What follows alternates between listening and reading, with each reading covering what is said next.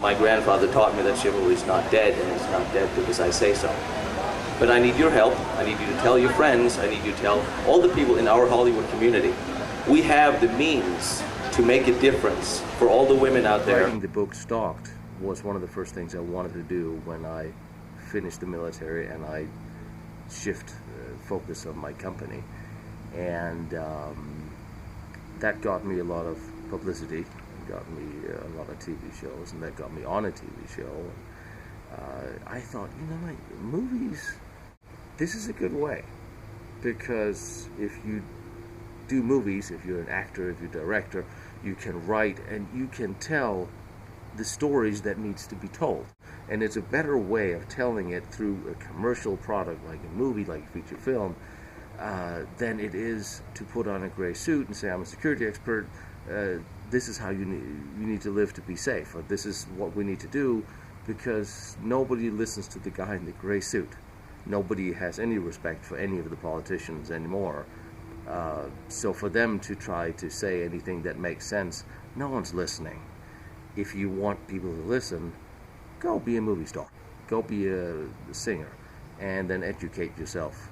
And I do say educate yourself, and then voice the opinion of the things that you want to change. Wrote a book on stalking for women, how to deal with your own security, and all the funds for that goes to the foundation, which goes to the women's shelters. We are living in a world where women are traded and abused and sold. And when you look at the forced marriages, you think about 12-year-old girls being forced to marry some old 50-year-old guy. It's unthinkable. And we sit here in America and think about, oh, that's horrible. And everybody's looking at old 10-second headline, oh, that's terrible. American girls are kidnapped and sold into this. American girls are traded around America. European girls raped, abused, threatened, coerced, drugged. And I don't understand. I was raised in a way that I believe chivalry is not dead. I still believe that women and children goes in the lifeboats first. And I believe that if you're a man, if you're a guy, if you're a real man, your life's objective as a man is to protect and watch over the women of the world, and the children of the world, and the animals of the world. That's what we do as guys. If you want to be a real guy, you protect those who are physically weaker than you. You protect the animals who are innocent. You protect the children. That's what you do. And you're with me here on the set for Code 207, our little action film. It's about Mac. He's a ranger that's losing it a little bit when he's deployed and coming home a little troubled, and his wife gets kidnapped on their first night home. So he goes stalking after them, and we're shooting out in Nashville. The reason we wanted to do this story was because I was inspired to write it out of the reason that knowledge that 4 million women are kidnapped and sold into sex slavery every year in this world. And I think that's something we need to rise up as a nation or as a world and do something about.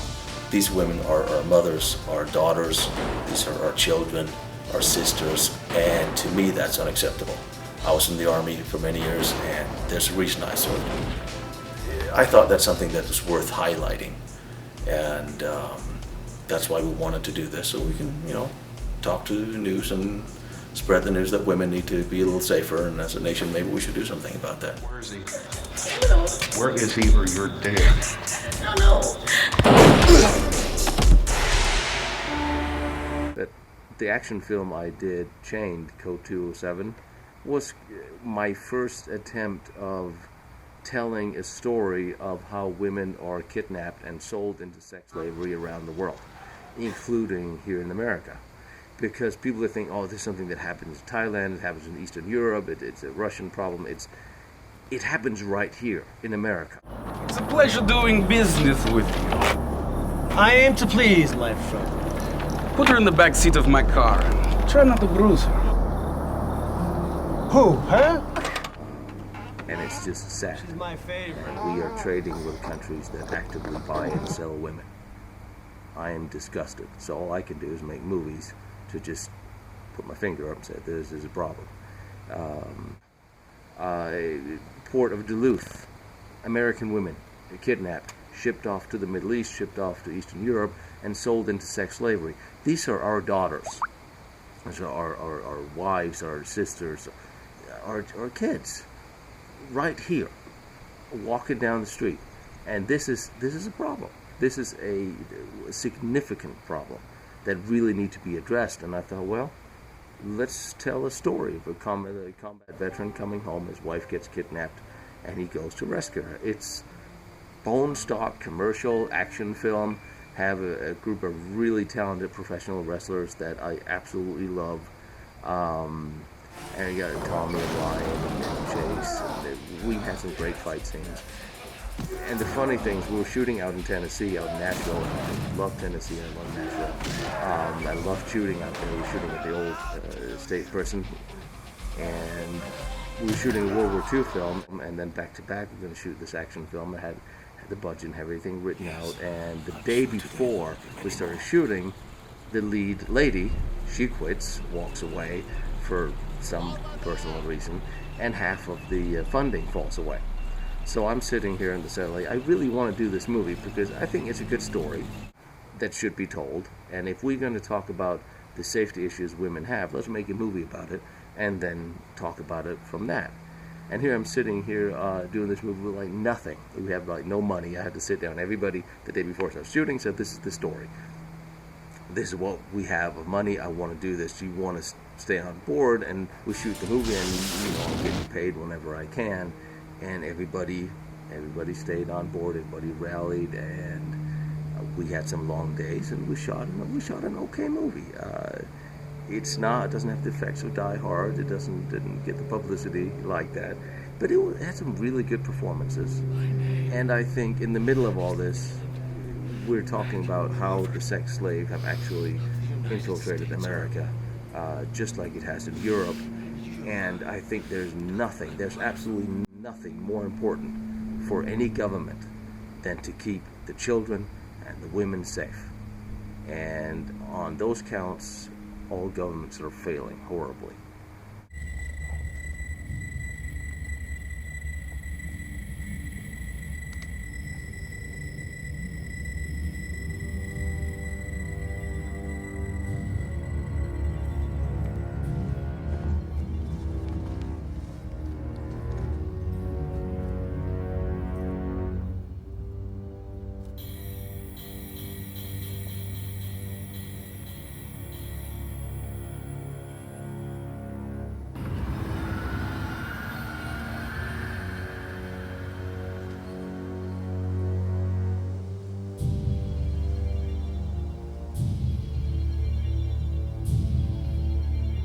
What do you got? I don't know. I feel like something's watching us. How long? Not sure. About an hour. Hour and a half. Where? Up there. On the ridge.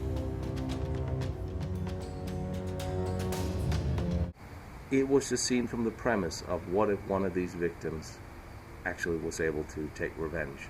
We had some double crosses in there and some shady government agencies and money changing hands and a lot of action and stuff going on. But in the middle of it, the red line is still the terrible things that are going on around the world, the way women are treated and traded. And the only way I know how to at least draw attention to this problem is to put it in a movie. Yes, my company was contracted by the local government to assist in setting up a certain infrastructure, security. Some folks used to call it nation building before those became dirty words. Past 6 months, a criminal gang has knocked off quite a large number of our people. And the local UN can't help? Yeah, well, they're just there as observers. The blue hats, they don't like to shoot guns. And we shot in Minnesota. It was a great location, great people to shoot. I wanted to tell a story that we saw and heard a lot during the Bosnian War, the Yugoslav War. We started seeing the human trafficking going on, and we know it's going on today. They came with the local militia after the war. Lied to some girls, forced others to work. I heard my father had told some of the UN soldiers the girls that left never came back. Where young women are desperate to get out of these countries, and they will jump onto any bandwagon they can, hoping that for a better life in the West. And most of them end up in brothels and around Europe. It is truly sad that this women are preyed upon in this way. And I thought, you know what, there's a movie here. One of the things we hardly ever see in real life. What would happen if one of these women actually had the opportunity to take revenge?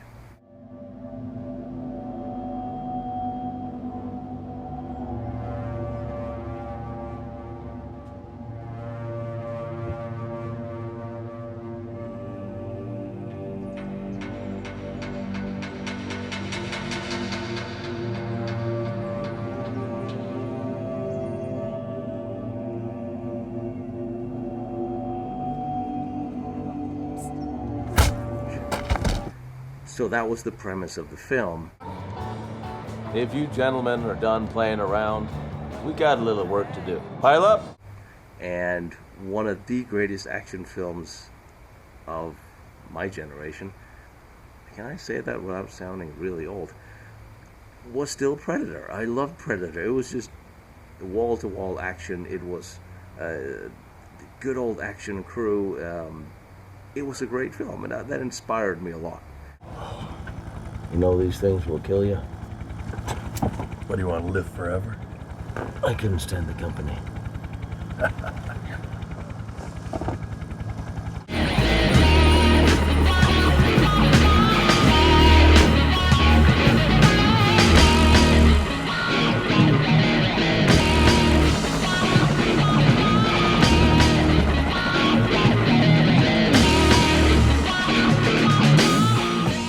Well, we have to have a film that has to be commercial, so we have to be able to sell it. So let's take some of the components that we really liked from the Special Forces team. Jason, Tommy, and Ryan, and the Brawler came out, and we had a great shoot. It really was fun.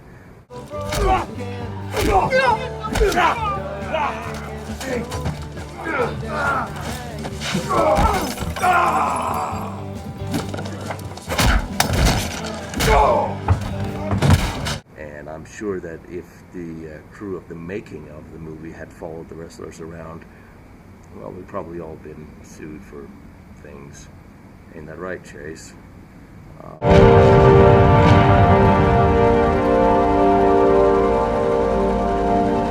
Here's the tip to filmmakers. If you're going to shoot a movie with a bunch of professional wrestlers, don't let them stay in the same hotel. And take their phones away. And give them curfew. And not alcohol. A little bit like Gremlings.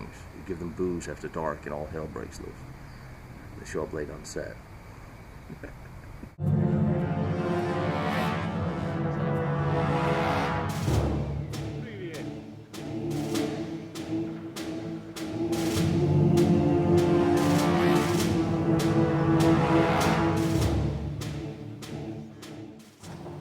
There are many rumors, many stories.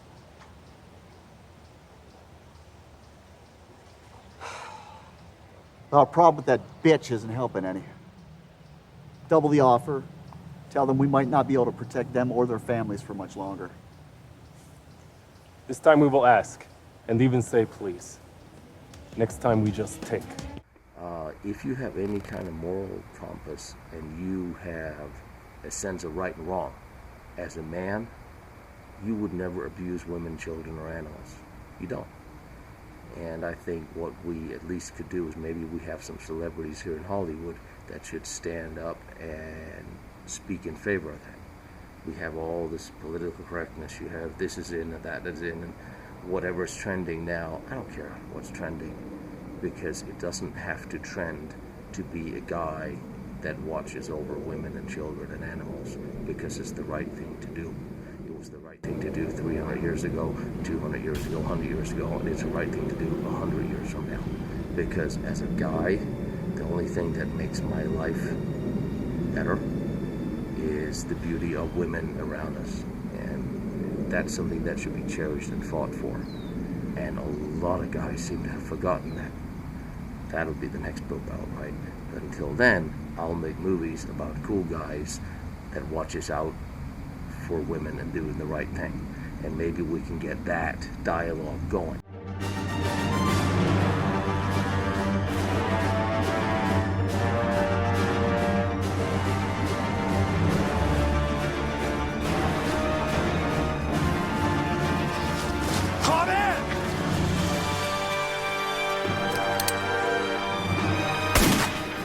I'm pretty sure that I would not make a good president.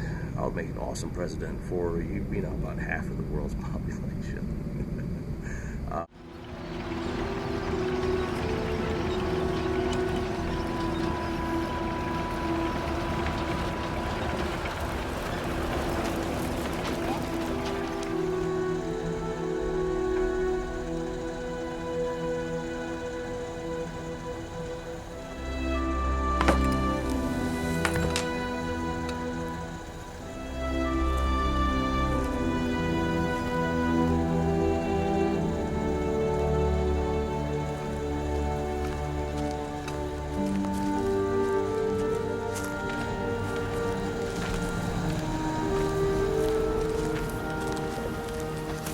You're not satisfied until you're dead hero for the fatherland, are you?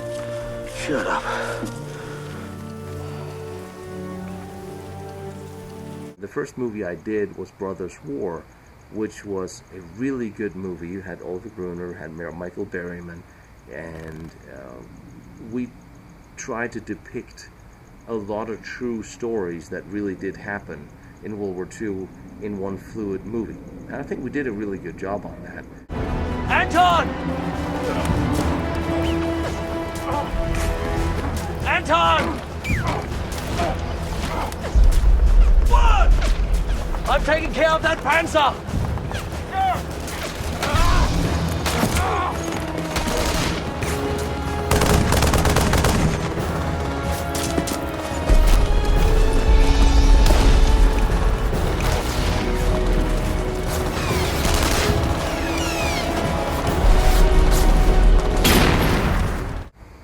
One of the things I feel we have forgotten over the past couple of decades is the sense of history and the sense of where did we come from, how did it happen. We have all these political agendas that seem to rewrite history books all over the world and misrepresent what happened and what was to suit whatever current agenda they have.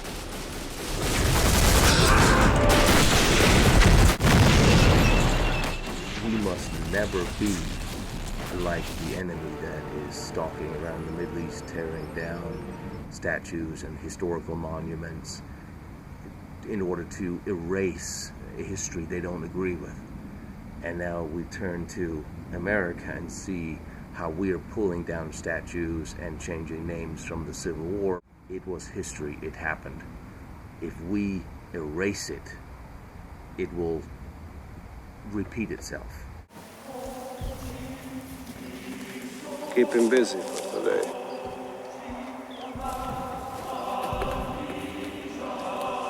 Do you think it's wise to let the British see our plans?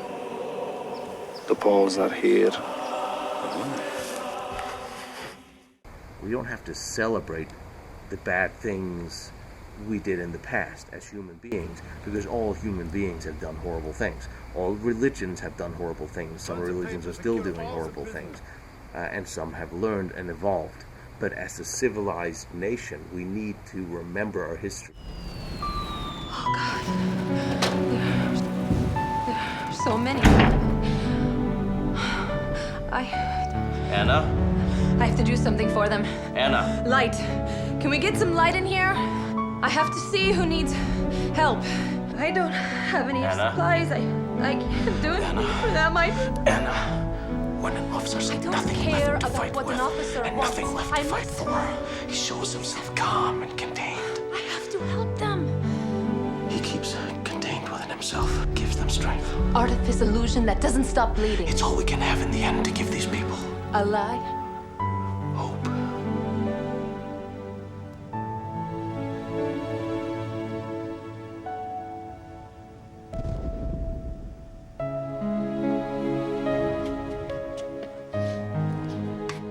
From the beginning to the end of World War II, more technical innovation and creation have happened than in 50 years of civilian life.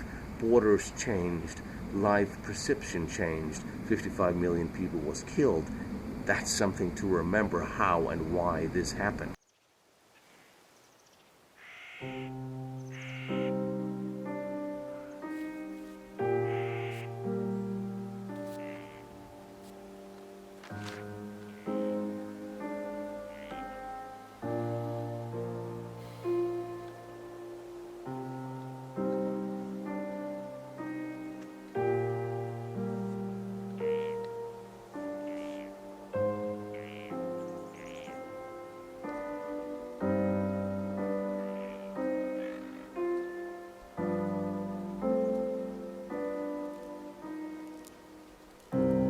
It's time.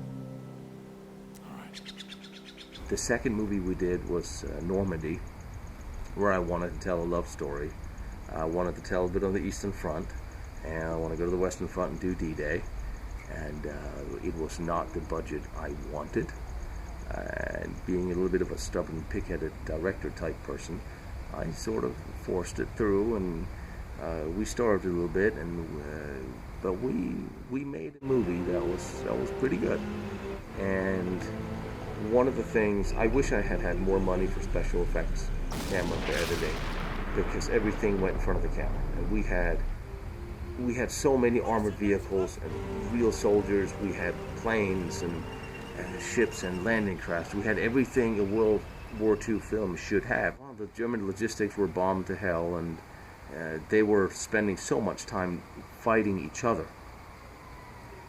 because of their way of looking at how the defense should be waged. And I thought that was interesting to bring out in a movie, so we went to meet Rommel. But this whole thing is not going very well. We have to convince the higher command to use all resources to repel an invasion on the beaches. Why is that so hard for the old man to push through? Because it's all politics, Klaus. Of course, we have the love story that's with the head of the Gestapo, that's played by Damien Chapa, has a little interest in her as well. And where do you think that you're going? Klaus, no! To get the good fight in the middle of D-Day, breaking out of prison, and it has a really cute storyline to it, in between a lot of very violent war. But I think pound for pound we have more tanks and planes and soldiers in that movie than even Saving Private Ryan. We have so much real hardware, nothing CGI in that film, and I'm proud of that. I would love to do that movie again with $25 million. But I think it's important when you do World War II films that you depict the real history as real, as accurate as it was, as you can depict it. Because young people watch war films, they watch action films, and they can learn something from there if you do it right. I don't think there's any shortage on any side of the war of stories, of soldier stories, and that's what you really want to see in a film. It's not about country against country. It's for the saving the planet. It's two guys in a foxhole trying to survive the 3,000 people that are trying to overrun them. That's the personal story. It's the guy in the foxhole with a picture of his girlfriend who just died. It's the real heartbreak. It's the camaraderie. It's the people fighting for each other. And every soldier around the world knows exactly what I'm talking about. It's the guys you fight for. Tell them I went after the Russians if they come back. There's no reason for Hollywood for the next many, many years to make up a World War II film. And sometimes I get hired by producers to help them produce their World War II films, and I get the scripts, and I'm like, we've seen it, we've read it, we heard it, we've done it, and it's not really accurate. Why do you want to do this when you can do this story or that story or that story that's actually inspired and based on real events or real people? And I think that's the beast of Hollywood, is you want to glorify every aspect of the movie. You want to keep an eye on what's trending, and that ruins a lot of really good storylines, and a lot of really good movies are ruined by what people in that environment think we should be seeing. Where I think, as a historian and as a director, I want to make a movie based on something that happened, because there's no shortage of stories from World War II that should be told. You was the first officer I have seen in almost a week. What is going on? What are our orders? Orders. Orders. Sergeant, the Russians are coming. And there's nothing you and your men can do to stop them. Your orders, Sergeant, are to assemble your men and go home. Sergeant, save your men while you still can.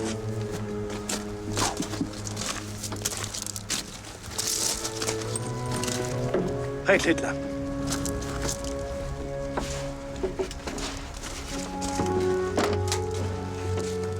Yes, sir. Thank you, Captain.